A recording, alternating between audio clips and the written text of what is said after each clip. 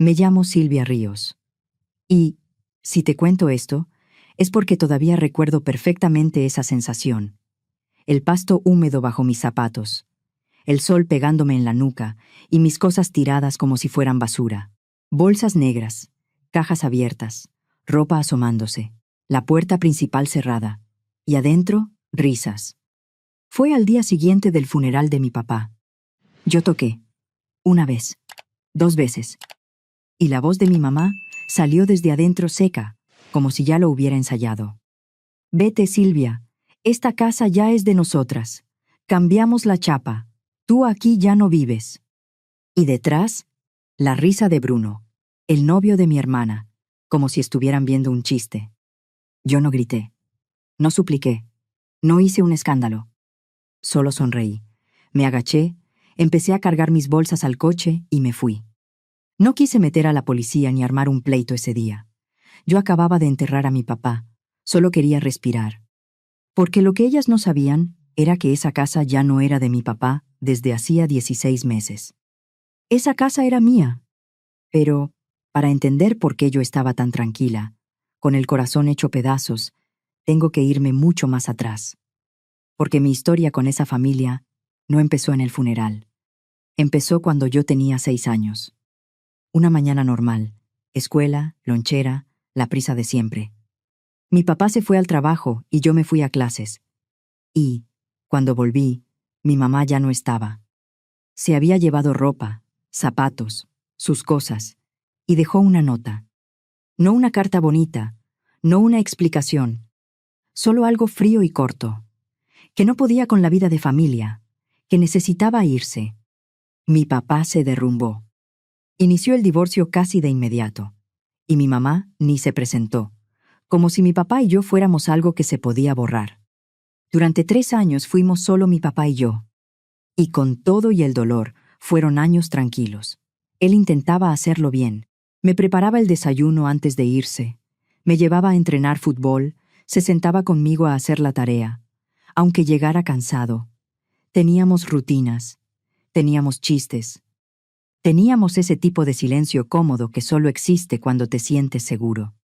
Yo pensaba, con la inocencia de una niña, que quizá estábamos mejor sin ella. Luego cumplí 9. Y un día, mi mamá volvió. Llegó llorando, con el maquillaje corrido, cargando a una niña chiquita de rizos claros y ojos enormes. La niña tendría 2 o 3 años. Se veía perdida.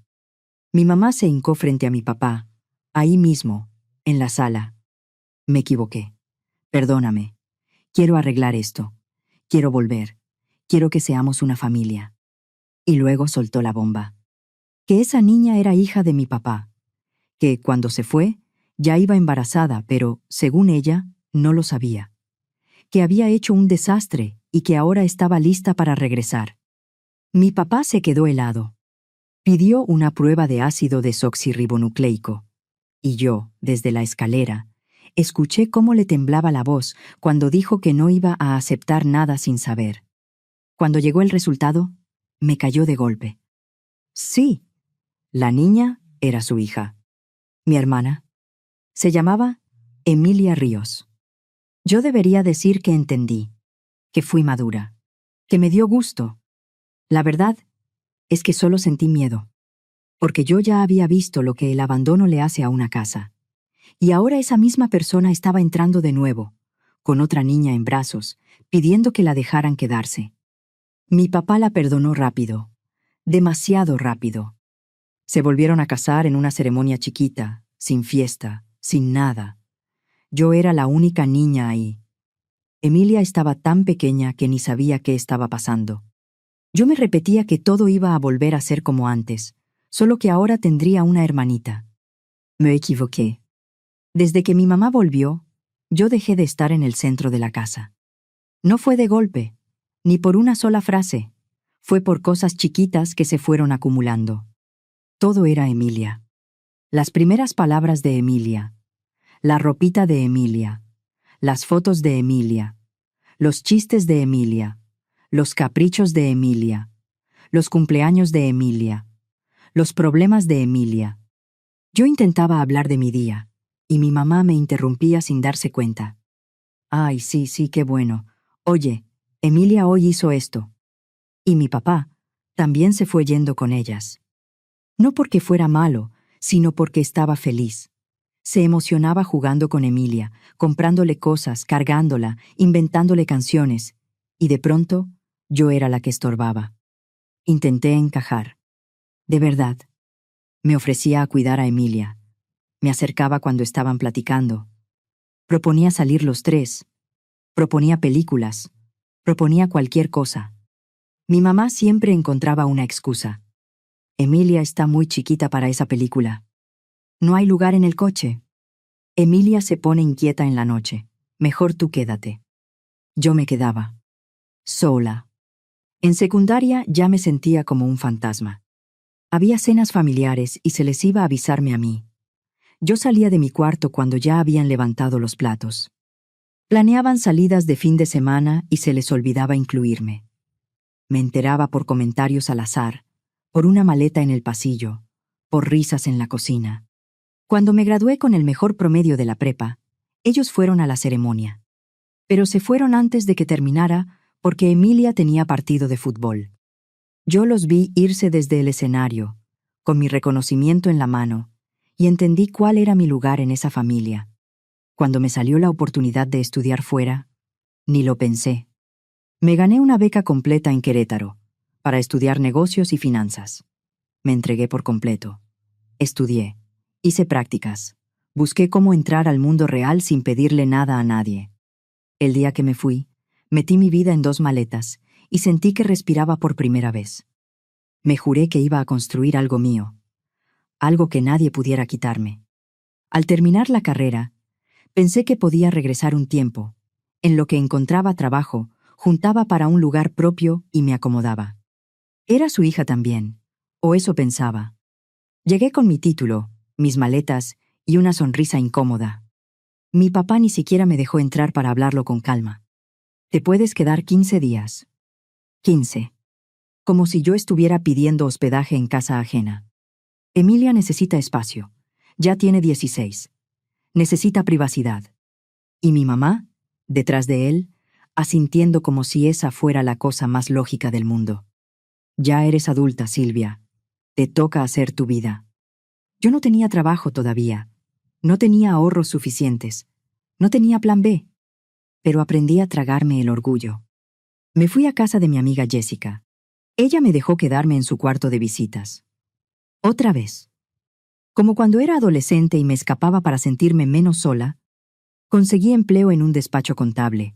Renté un departamento chiquito, de esos donde la cocina y la sala son el mismo espacio, y el closet parece castigo. Y ahí, entre recibos, traslados y cansancio, tomé una decisión. Ya estuvo. Si ellos no me querían en su vida, yo tampoco iba a seguir rogando migajas. Cuando esta historia arrancó de verdad, yo tenía 32 años. Y llevaba casi 10 años sin hablar con ellos. 10 años sin llamadas, sin visitas, sin un feliz cumpleaños, sin un ¿cómo estás? Nada. Y yo, en ese tiempo, hice lo que ellos siempre me dijeron que hiciera. Me levanté sola. Crecí. Me volví buena en lo mío. Subí de puesto. Me gané el respeto de gente que ni me conocía de antes, pero veía mi trabajo y lo valoraba. Terminé como directora de finanzas en una firma grande, en un corporativo en Reforma. Una vida decente. Un buen sueldo. Orden. Lo que no tuve de niña, lo fabriqué de adulta. Por eso, el día que mi asistente tocó la puerta de mi oficina, yo no estaba lista. Silvia, hay un señor abajo. Dice que es tu papá. Mi mano se quedó quieta sobre los papeles. Sentí como si me hubieran abierto un hueco en el estómago. Dile que bajo en un momento. Lo dije con voz firme, pero por dentro estaba temblando. Bajé al vestíbulo. Y ahí estaba. Mi papá siempre había sido un hombre grande y fuerte, de esos que llenan un cuarto con solo entrar. Trabajó años en construcción. Tenía manos duras, espalda ancha. Ese hombre ya no estaba. Frente a mí había alguien delgado, pálido, con la piel apagada. Su mirada estaba cansada. Pero, cuando me vio, Le brillaron los ojos. Hola, Silvia. Yo respiré hondo. Hola. ¿Qué pasa? Él bajó la mirada, como si no supiera por dónde empezar. ¿Podemos hablar, aunque sea con un café? Salimos a una cafetería cercana. Era mediodía y el tráfico se sentía pesado, así que caminamos lo que pudimos para no tardar más. Pedimos. Nos sentamos en una mesa apartada. Él no dejaba de mover la taza entre las manos. Finalmente lo dijo. Tengo cáncer. La palabra se quedó colgada entre nosotros. De páncreas. Los doctores dicen que, si me va bien, me quedan 2 o 3 años. Yo me quedé en silencio. 10 años de nada. De pronto, esto. No voy a mentir. Me ardió el pecho, porque una parte de mí quería reclamarle todo. Quería decirle que él también me había soltado, aunque siguiera viviendo bajo el mismo techo. Pero también era mi papá, el hombre que me enseñó a andar en bicicleta, el que se asomaba a mi cuarto cuando yo decía que había monstruos, el que me hacía el desayuno cuando éramos solo él y yo. Lo siento. Y lo dije en serio. ¿Qué necesitas? Él negó con la cabeza. Ya no hay mucho que hacer con tratamiento, pero hay algo más. Se acomodó en la silla y bajó la voz. La casa de mi infancia. La de 2 pisos, con patio, en Ciudad Satélite. Estoy atrasado con la hipoteca. Yo fruncí el ceño. ¿Cómo? Cuando tu mamá se fue la primera vez, yo compré la casa. Era un nuevo inicio. Pero nunca terminé de pagarla. Y, con los gastos, con lo del hospital, con ya no poder trabajar bien, me empecé a atrasar. Se llevó las manos a la cara. El banco ya está encima. Si no me pongo al corriente, terminan rematándola. Yo lo miré. ¿Y qué quieres que haga? Él tragó saliva. Quiero que me la compres. Me quedé helada. Que pagues lo que debo y que la casa quede a tu nombre, con escritura, con todo legal, así se queda en la familia, y tu mamá y Emilia no se quedan en la calle. El hombre que me corrió porque su hija favorita necesitaba espacio, ahora me estaba pidiendo que yo salvara la casa para ellas. ¿Hablas en serio? Sé cómo suena. Se le quebró la voz. Sé que no merezco pedirte nada, pero estoy desesperado, Silvia. No puedo dejarlas sin casa. Yo me quedé callada. Mi primer impulso fue levantarme e irme.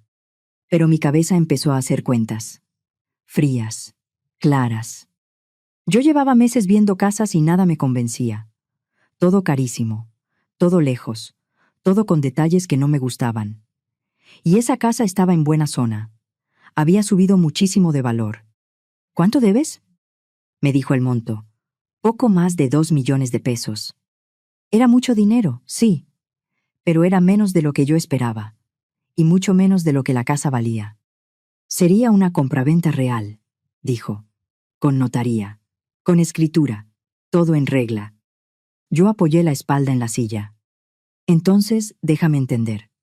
¿Quieres que compre la casa donde me corrieron para que ellas sigan viviendo ahí como si nada? Él bajó la mirada. Sí, yo lo pensé. No por ellas. Por mí. Por esa casa que, a pesar de todo, yo siempre había querido. Esa misma tarde hablé con mi abogado.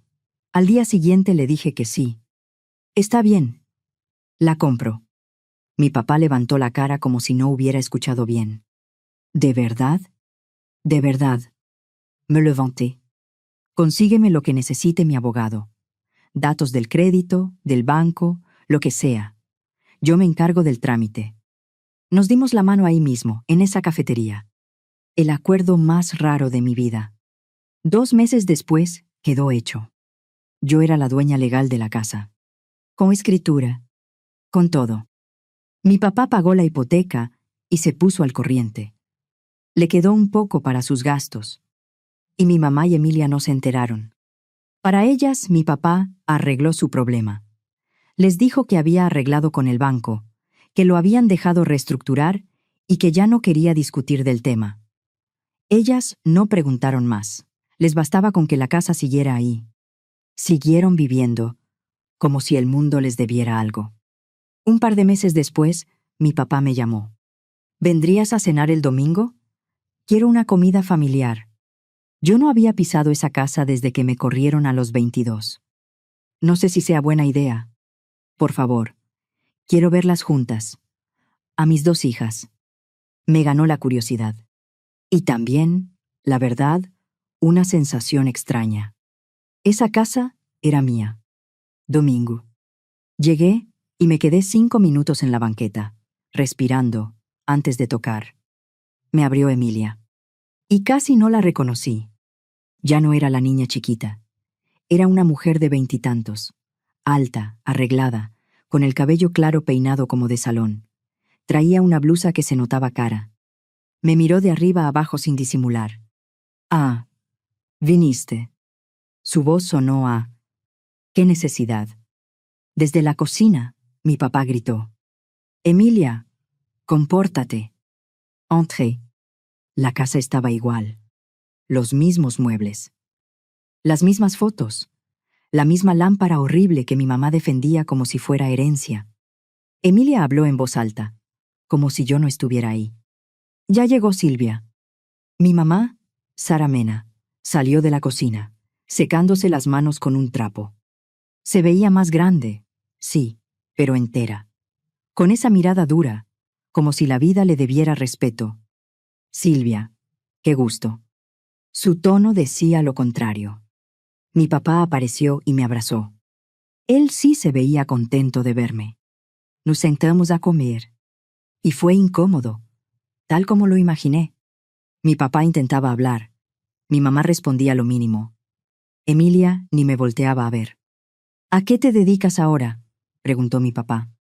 «Soy directora de finanzas en Márquez y Asociados». Él sonrió. «Siempre fuiste buena con los números». Emilia soltó una risita. «Directora de finanzas. Suena aburridísimo». Yo miré su bolso colgado en la silla. Marca de diseñador, de esos que cuestan lo que mucha gente gana en meses.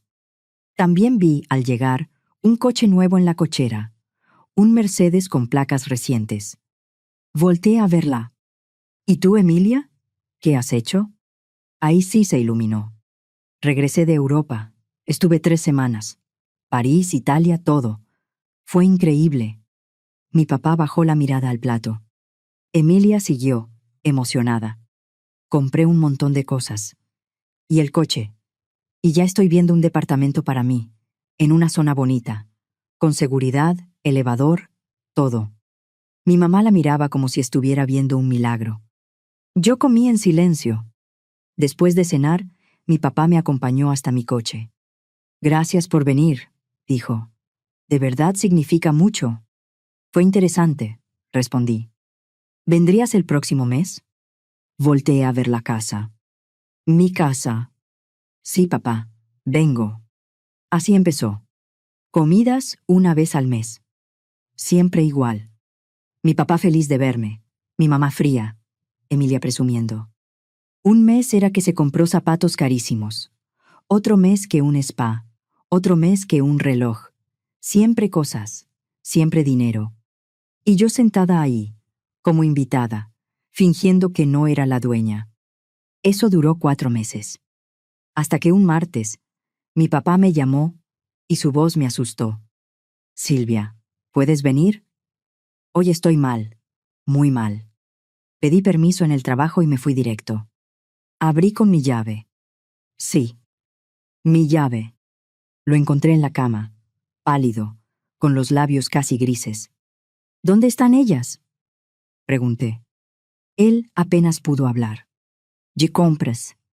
Siempre de compras. Me senté a su lado. «¿Has comido?». Negó. Bajé a la cocina, le hice caldo, algo simple, lo ayudé a incorporarse para que comiera unas cucharadas, y ahí entendí. Nadie lo estaba cuidando. «Papá, ¿cuándo fue la última vez que alguien te ayudó a bañarte?». Él intentó hacerse el fuerte. «Puedo». Pero los dos sabíamos que no. Cuando mi mamá y Emilia llegaron cargadas de bolsas, ya no me aguanté. Ha estado todo el día en cama sin comer. Mi mamá se encogió de hombros. Dijo que no tenía hambre. «Está enfermo». Muy enfermo. Necesita ayuda. Emilia cruzó los brazos. Sí ayudamos. ¿Cómo? Ella hizo una mueca. No nos gusta lo desagradable. Eso de bañarlo, cambiar sábanas, esas cosas. Mi sangre se calentó. Era nuestro papá. Esa noche empecé a ir todos los días. Después del trabajo, me iba directo a la casa. Le ayudaba a bañarse, le cambiaba la ropa, le hacía de comer, lavaba su ropa, lo básico, lo humano, lo que su esposa y su otra hija no hacían. Un mes después, mi papá empeoró.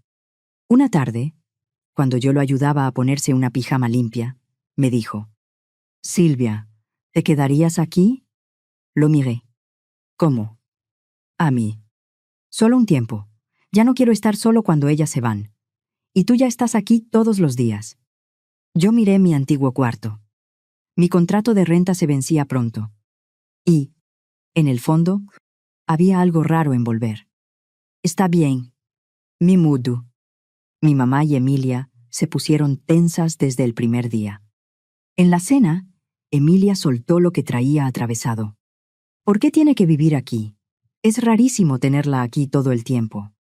«Alguien tiene que cuidar a mi papá», dije. «Si ustedes lo hacen, yo me voy».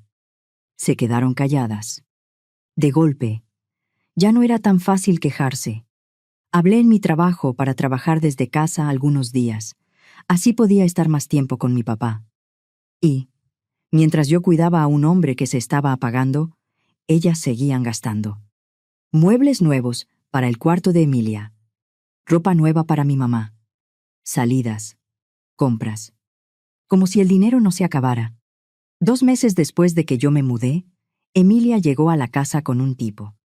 «Él es Bruno», anunció en la cena. «Mi novio». Bruno sonrió como si el mundo le perteneciera. Gorra, camiseta ajustada, esa seguridad falsa que se siente más como pose que como carácter. Después, en la cocina, Emilia me acorraló mientras yo lavaba platos. «Bruno se va a quedar a vivir aquí», dijo. «¿Cómo?» «Sí, y tú deberías irte». Yo me quedé viéndola. ¿Y por qué haría eso? Ella se acercó, con los ojos brillándole de coraje. «Porque esta no es tu casa». Emilia siguió, bajando la voz. «Cuando mi papá se muera, todo queda para mi mamá y para mí.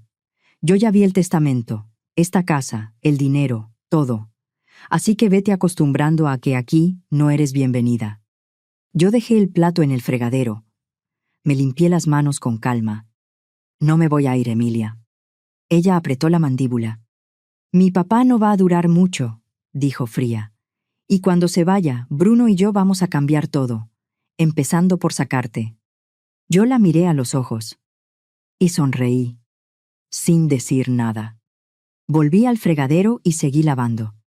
Porque yo ya sabía cómo terminaba esa historia. 3 meses después, mi papá murió. Yo estaba con él. Mi mamá y Emilia se habían ido a comprar ropa para el funeral. Eso era lo urgente. Verse bien. Dar la imagen correcta. Cuando mi papá dio su último respiro, yo le sostenía la mano. Le dije que lo perdonaba. Y lo decía en serio. El funeral fue un espectáculo. Mi mamá y Emilia llegaron con vestidos negros de diseñador. Lloraron bonito. Recibieron condolencias como si fueran protagonistas. Yo me quedé en el panteón hablando con amigos de mi papá, con familiares lejanos, gente que sí lo había querido. Cuando regresé a la casa, vi mis cosas afuera. Basura en bolsas negras. La puerta cerrada. La chapa cambiada. Mi mamá gritó desde adentro que me fuera. Y Bruno se rió. Yo me fui a casa de Jessica. Jessica me abrió sin hacer preguntas. Solo me abrazó. «Lo siento mucho», dijo. «Y lo siento más, porque tu familia es bien ingrata». Yo respiré hondo. «Gracias. Pero no te preocupes, les va a caer una sorpresa». 2 días después me llamó la notaría. «¿La señora Silvia Ríos?» «Sí». «Habla la notaría del licenciado Arturo Rivas. Necesitamos que se presente este viernes a las 2 de la tarde. Es por la sucesión del señor Roberto Ríos». Viernes. Yo llegué con mi traje, peinada, con esa calma que se gana con años de tragarte cosas. Mi mamá, Emilia y Bruno ya estaban ahí. Sonreían. Se notaba que estaban emocionados. Bruno estaba sentado atrás, como acompañante, sin decir mucho. El notario abrió una carpeta. Vamos a iniciar. Leyó lo básico. Identidades, datos, formalidades, y empezó. A la señora Sara Mena, en calidad de cónyuge, se le adjudica el 50% de los fondos disponibles en cuentas y ahorros. Mi mamá sonrió y apretó la mano de Emilia. A la señorita Emilia Ríos se le adjudica el otro 50% de los fondos, así como los bienes muebles contenidos en el domicilio, muebles, aparatos, objetos personales. Emilia casi brincaba en la silla. El notario siguió. A la señora Silvia Ríos se le deja la biblioteca personal del señor Roberto Ríos y su colección de libros. Emilia soltó una risita. Y entonces preguntó lo que tenía atorado. ¿Y la casa? El notario levantó la mirada. El inmueble no aparece como parte de la masa hereditaria. La sonrisa de mi mamá se borró. ¿Cómo que no?, dijo, subiéndole el tono. Claro que sí. Esa casa era de mi esposo. El notario revisó papeles. Según el registro público de la propiedad, el inmueble no estaba a nombre del señor Roberto Ríos al momento de su fallecimiento. Consta como enajenado con anterioridad. La sala se quedó muda. Emilia se quedó paralizada. Eso es imposible, dijo mi mamá. Debe haber un error. Yo me levanté despacio. No hay error. Los tres voltearon hacia mí. Yo abrí mi bolsa y saqué una copia certificada de la escritura. La casa es mía. Se la compré a mi papá hace 16 meses. Emilia se puso blanca. ¿Qué? El notario tomó el documento. Lo revisó con calma y asintió.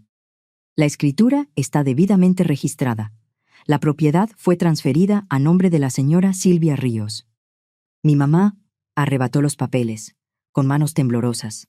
Los leyó como si le quemaran. Esto no puede ser, dijo, con la voz aguda. Esto es fraude. Tú lo engañaste.